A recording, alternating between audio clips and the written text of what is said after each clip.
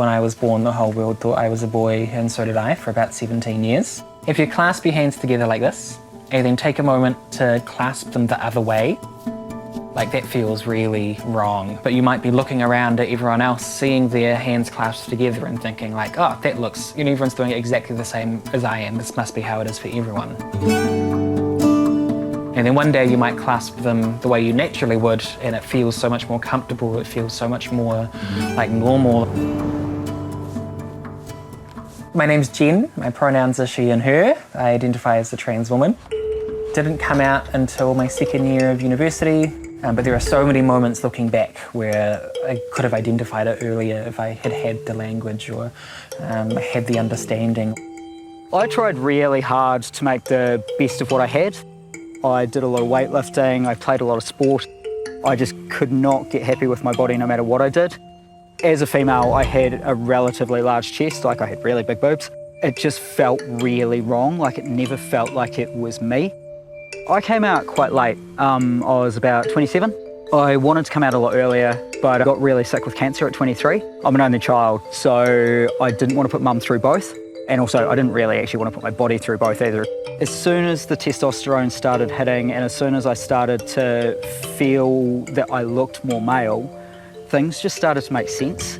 Like, I stopped feeling like I was fighting with my body every day, and I stopped feeling like everything was so hard. Because I didn't feel like I was fighting so much, it meant that I had a lot more energy and a lot more emotional capacity to go on and actually live more of my own life, but also support other people. That moment where who you are is really in sync with how you're feeling and how you're looking and the words people are using for you and how people perceive you and describe you, and everything just like clicks. That's gender euphoria. It's your story. Yeah, absolutely. Yeah, I am so much more in a state of gender euphoria now than I had been. I've had the help of hormones to help that process along, but it has also been a lot of kind of work on myself and my self-image and how I feel about my body. So much of that comes from the people around us as well. It's not just something that is about us and what we're doing. And it's about our community. Yeah, it's about our community, it's about our family and our friends and the people around us. And, we can have done absolutely nothing to our bodies in terms of transition and still experience that euphoria when people use the right pronouns or the right name or get it right and understand and see us. Mum wasn't surprised, but I don't think she already knew. It's not something that was ever talked about, so it's not something that, so if you don't know about it, I don't think it's something that's front of mind to go, is this what my child is going through? But she's become a supporter. Oh, absolutely. Like she, when I was running Kindred, which was the organisation for mentoring trans youth and their families and stuff, she would come in and talk to the parents and she'd do talks to the kids and stuff. Like she's very much become a supporter. We're dealing with a pretty full-on moment in time, I guess, is how I'd put it. On a whole, people are really, really supportive, really wanting to learn more and know how to do better. What we're seeing at the moment is a really vocal minority, particularly in online spaces, that is starting to really amp up their hate speech and their rhetoric.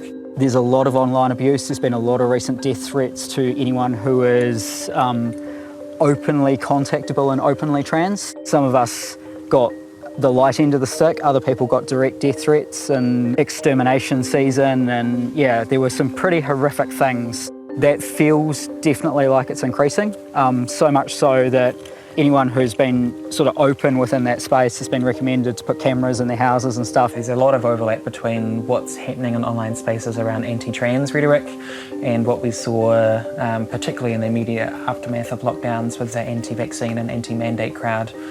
Same people, same discussions. Is that right? Yeah. There is a connection. Yeah, absolutely. Yeah.